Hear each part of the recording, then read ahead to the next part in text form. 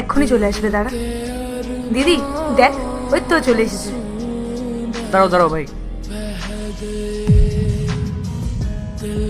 তুই নাকি বলেছিলি ও অনেক বড় বিজনেসম্যান, ও টোটো করে এসেছে? কি জানি দিদি, আমিও তো কিছু বুঝতে পারছি না। এ কি, আমি তো ওয়ালেট আনি। আচ্ছা তুমি 1 মিনিট দাঁড়াও। হ্যাঁ,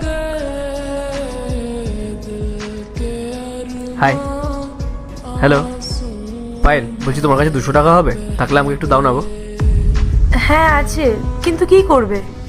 আসলে ওই টোটোওয়ালাকে ভাড়া দিতে হবে, ওই জন্য। আচ্ছা দিদি, 200 টাকা দে না।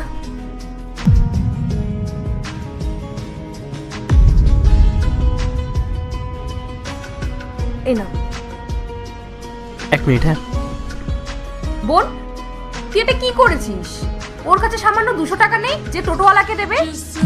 দিদি তুই একটু ওয়েট কর না, আমি দেখছি কি হয়েছে। 1 মিনিট আসছি। এ নাও, আসছি। হ্যাঁ?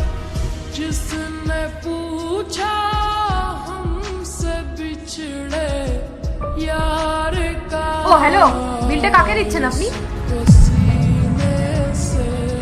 যার কাছে সামান্য 200 টাকা নেই সে আবার নাকি বিল দেবে।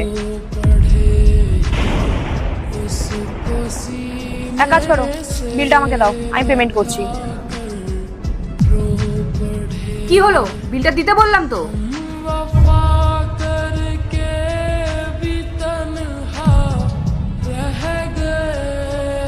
যাও, আমি পেমেন্ট করে দিচ্ছি। দিদি তুই এভাবে বললি কেন ওনাকে? টাকাটা রাহুলে দিয়ে দিত। ও পেমেন্ট করবে?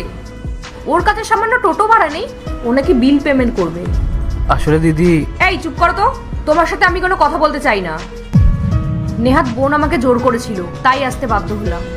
শোনো, তোমার মতো ছেলেদের সাথে না আমি কথাও বলি না, আমার স্ট্যান্ডার্ড না এত লো না।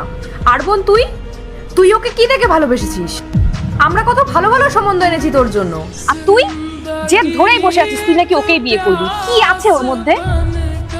দিদি তুই এভাবে ওকে অপমান করতে পারিস না, আমি রাহুলকে ভালোবাসি।